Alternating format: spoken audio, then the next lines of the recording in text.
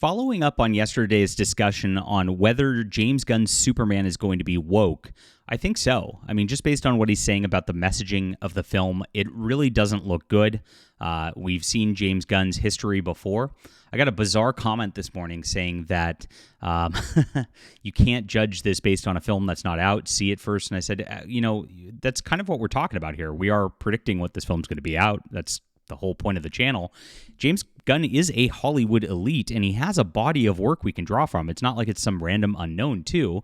And you definitely can judge authors based on their body of work. It's just what you try to do. And this is how you come up with literary analysis. Now, we have great people here, and I appreciate you guys. I think you're the smartest audience on the internet, and that's what we're trying to cultivate here. Yesterday's discussion just calling the film woke had an interesting response in that I lost about 20 followers here on YouTube, and I gained 20 back. So it is very polarizing just to have a take on this, which I'm going to get into in a second, because the landscape of the environment just for commenting on movies is just wild. It's very interesting socio-analysis at this point. So let's talk about this and talk about what James Gunn's saying all the way around. And please hit the like and subscribe button. Join us here. I might not agree with you all the time, but I do appreciate you being here, and I appreciate people who just are interested in having discussions. That's what we're trying to accomplish here, to change the culture from the weird cancel culture of the left that it's been, that if you disagree with anything, you just have to go into your blue sky echo chamber, right? That's exactly what they do. That's not what we're like around here, and we're better than them. It's perfect. I love it, and I love my audience. So please sign up, guys. And I write superhero books myself, so I know a bit about superheroes and storytelling. This is my newsletter, and for signing up, you get 3 free books: a fantasy book, a sci-fi book, and a graphic novel. Now, in this universe, my Flying Sparks, I've got a superhero who's similar to Superman called Meta Man, and you can just kind of see how I view that kind of heroic archetype by reading this. It's absolutely for free. You get these books just for signing up. It's in the description below. Thank you so much for joining us. And if you like the story and you have signed up, and you were already on here, by the way, on my web store, I have volumes 2, 3, 4, and 5 that continues this story. You can pick up digitally or physically, and I'll ship them out to you. I appreciate all you guys for being there. All right, so John Trent wrote this on the Fandom Pulse Substack, also in the description below, talking about the situation of James Gunn, a metaphor for the United States of America, a battered Superman. And if you looked at the trailer, it starts off, the first minute doesn't even have a heroic moment for Superman. He's laying in the snow, beaten to a pulp, bloody, looking like it's down.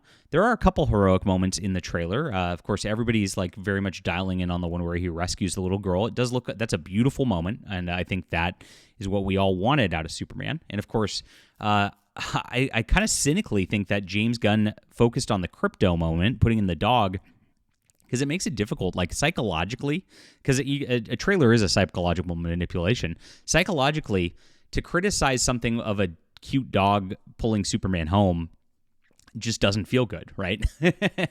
And so I think that's a lot of what's causing a lot of the controversy out of this sort of stuff. But what James Gunn's own words confirm is that this is going to be a subversive take on the hero. And James Gunn has historically done this kind of thing. And James Gunn also has historically hated you, the average American. So how is he going to portray truth, justice, and the American way when he doesn't believe in the America that we are doing when we're making America great again, like now?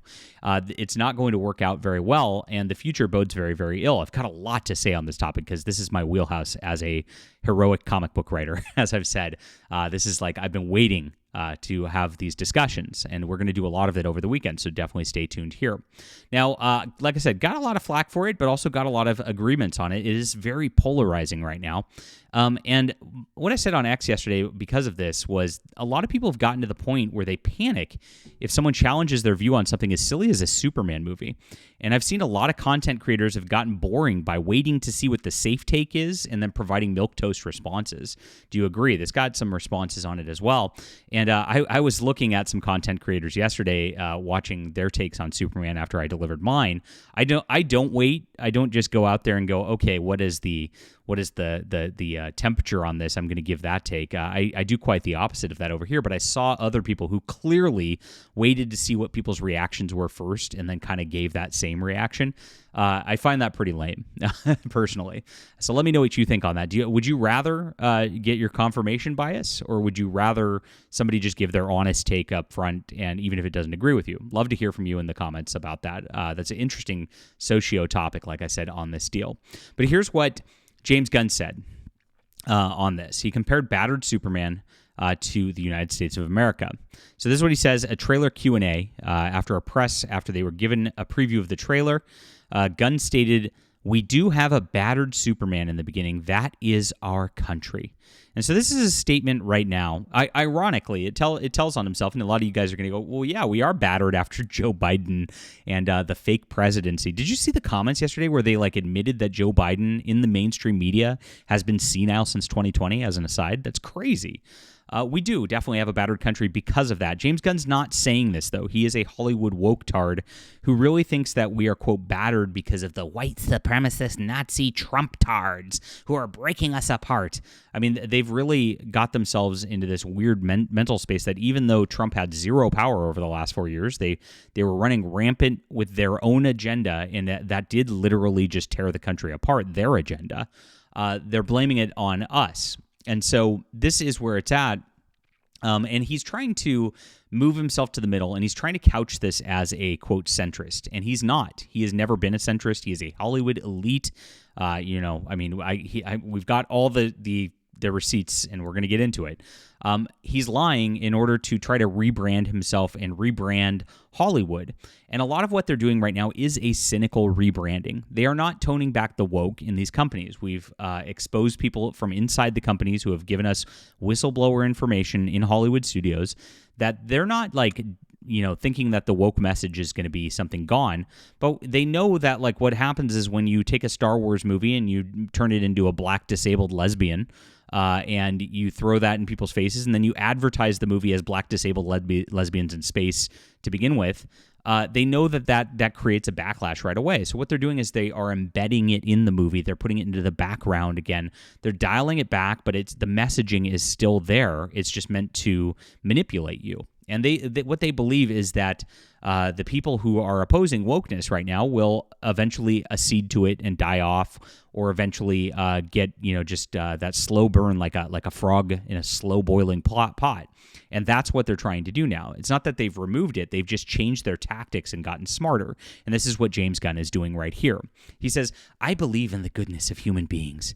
I believe that most people in this country, despite their ideological beliefs, their politics, are doing their best to get by and be good people, despite what it may seem to the other side, no matter what the other side might be." And so you see how he's couching his words to say, to make it seem like he's some centrist, and he's not at all. He's an extreme leftist. When he's talking about this, despite their ideological beliefs, he's talking about despite conservatives' ideological beliefs, which is silly because Superman really is a conservative character. He's born out of the 1930s Depression.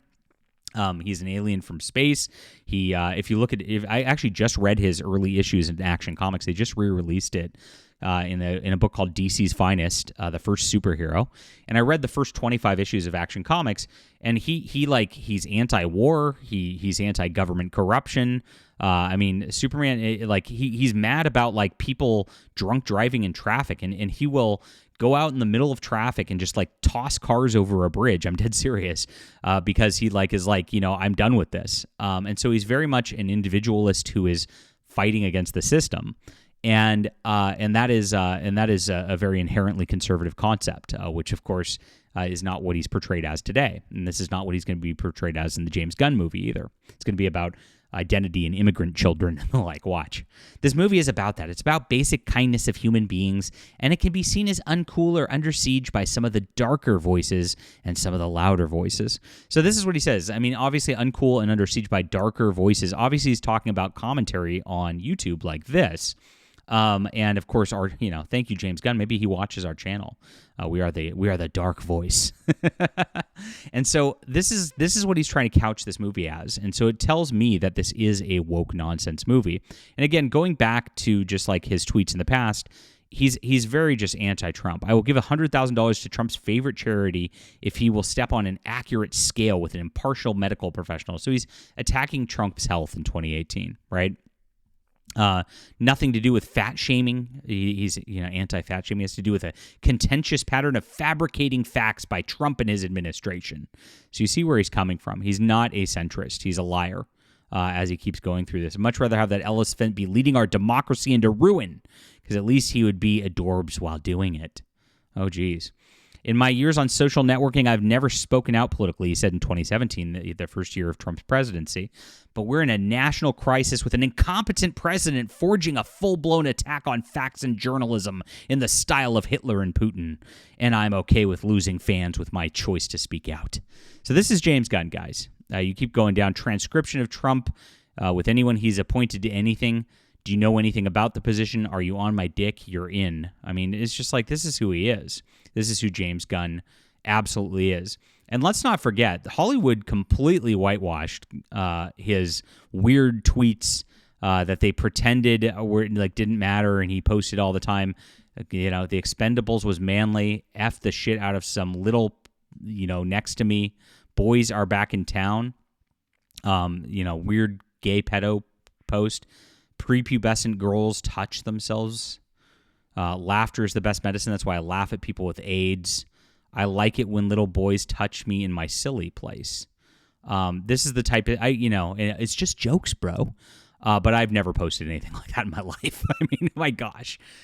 This is James Gunn, guys. He is the Hollywood elite. He is one of them. He is everything that system represents, and he always has been. And so that's why I'm not sitting here going, okay, they put the old Superman theme in a guitar solo. Oh, cool. I'm not falling for that bait here, and I'm saying I'm not going to even be optimistic about this. I'm going to say DC looks like it's going to do the exact same thing with the exact same people.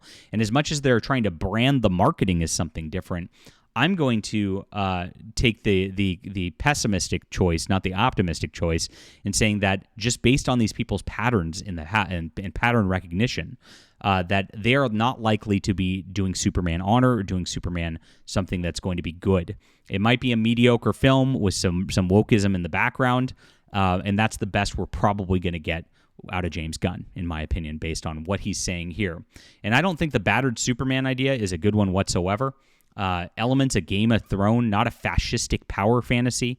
I mean, just that type of talk shows he doesn't understand Superman, doesn't understand the goodness of mankind, does not understand the exceptionalism of Superman at all. It's quite the opposite here. Game of Thrones really had no heroism in it whatsoever. So if he has elements of that, that's not a good thing.